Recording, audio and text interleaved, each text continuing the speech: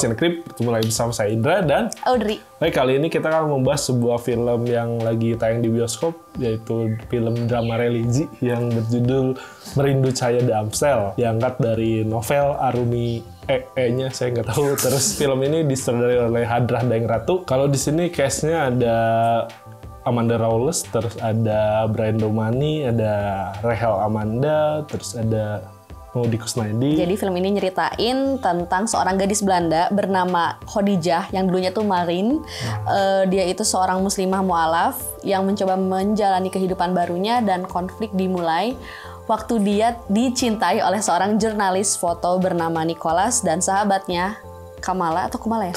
Kamala mencintai Nicholas. Jadi langsung aja ke yang disuka dari film ini, Dri. Visual, karena aku disuguhkan pemandangan Amsterdam, Belanda, ya itu kali ya. Sama mungkin yang menarik buat aku tuh bagian saat Khadijah ini sholat. Cukup detail karena memang konsep sholat pakai mukena itu cuma ada di Indonesia. Iya.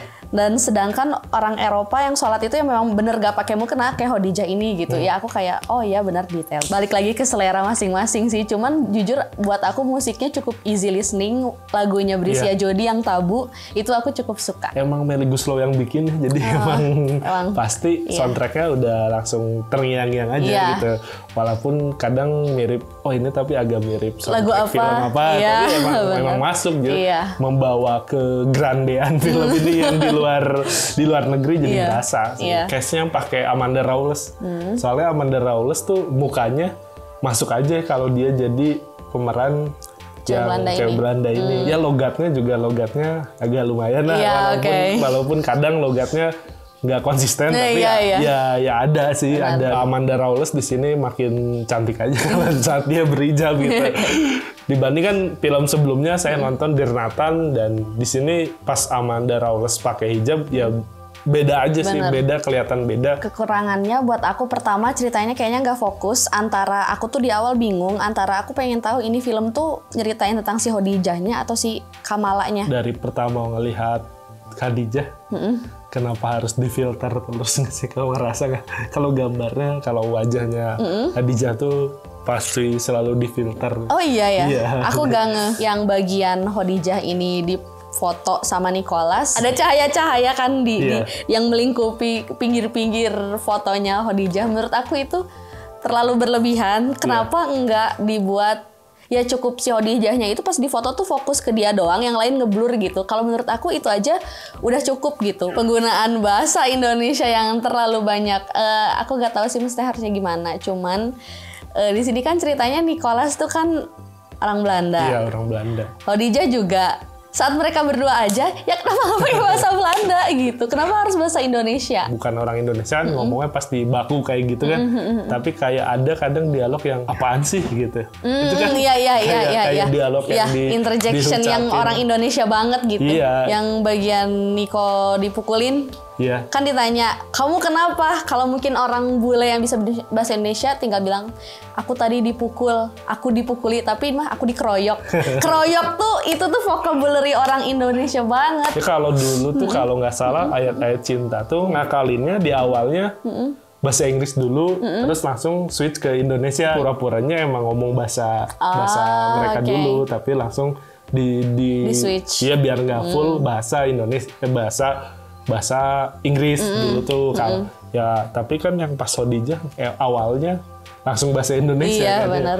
Banyak adegan yang ini tuh ngapain, ini tuh buat apa, dan mungkin ini karena film novel ya, jadi ini tuh kayak nangkep bagian-bagian wahnya aja dari novelnya. Biar jadi film, tapi kita nggak dapet loh kok ini kenapa kayak gini, ini kenapa kayak gitu, gitunya sih. Waktu kita membaca buku nih, terus kita menikmati suatu cerita, bentuk visualnya tuh imajinasi kita emang bisa keren gitu. Tapi kan lain ceritanya kalau misalkan udah jadi film, harus kadang adegan-adegan yang ada tuh harus bisa jadi sebab akibat untuk konflik yang ada gitu. Dan di sini tuh nggak ada gitu, kayak misalkan yang adegan pertama banget deh, yang antara pertemuan si Kamala sama si Khadijah. Itu kan si Khadijah ngasih tempat duduk, terus si Kamala nggak mau duduk tuh karena apa? Iya, bener. Atau buat dia ngasih scene yang ternyata dia dicopet itu. Kan padahal kalau nggak pas si Kamala mau duduk, terus keburu diserobot orang lain kan bisa kayak gitu. Iya, gitu. Benar. Ngambil semua yang terjadi itu karena takdir Allah. Jadi ya mungkin filmnya seperti ini juga pada tiba-tiba loncat sini itu ya karena takdir Allah. Gitu. Bener. Itu yang jadi pertanyaan buat aku, dari mana ibunya Kamala tahu Kamala udah nggak sholat lagi di Belanda? Kamu pas di Jerman sholat nggak? Sholat. Make sense kalau misalkan Kamala tuh di Belanda sama kerabatnya atau apa yang mantau kelakuan dia gitu, terus laporan ke ibunya jadi tahu gitu. Ini kan Kamala tinggal serumahnya sama temennya yang lebih nakal dari dia, terus ibunya tahu dari mana dia udah nggak pernah sholat. Bukan menyepelekan cuma nggak sholat ya, maksudnya dia masih tidak mabuk-mabukan juga kan, tidak masih negur temennya. Dia tidak ikut clubbing. Kan ibunya harusnya ngeliatin dianya nggak sholat tuh karena apa? Misalkan sikapnya jadi berubah atau apa gitu kan. Kamu jadi seperti ini apa kamu sudah tidak ibadah lagi atau gimana gitulah.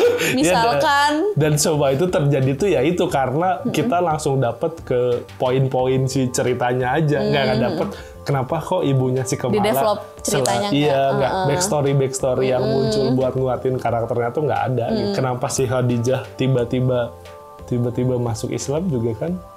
Kenapa harus langsung dihijabin aja udah kamu. Kenapa convertnya si Marin ya nyebutnya kayak gitu cepet banget. Jadi si Khadijah tuh nggak ada fase kayak gimana dulu kayak nyoba padahal tuh penting banget kalau kayak kan si Khadijah di sini dulunya tuh tinggal remaja Eropa pada umumnya perjalanan spiritualnya lah. Iya, harusnya diliatin dulu kayak ternyata di Islam tuh cewek dihormatin segininya. Terus misalkan ada adegan yang dia kenalan sama cowok terus cowoknya malah gini kan itu dapat ternyata nggak boleh saling pegangan sampai dia akhirnya kayak nggak mau pegangan juga kan. Di sini tuh nggak ada kenapa Khadijah tiba-tiba langsung jadi alim atau karena tinggal dengan Okistiana Dewi gitu. Fatimah tuh siapa? Kenapa dia sebagai orang Indonesia bisa nge-afford tinggal di rumah tinggal di Belanda yang mana setahu aku untuk bisa tinggal di rumah tapak tanah di Eropa tuh nggak murah. Niko aja orang Belanda tinggal di flat. Itu juga barengan kan sama temennya. Iya itu patung. Makanya kayak pengen Fatimah tuh siapa? Tapi kan diliatin kalau dia sering ceramah di Eropa. Berarti dibayar.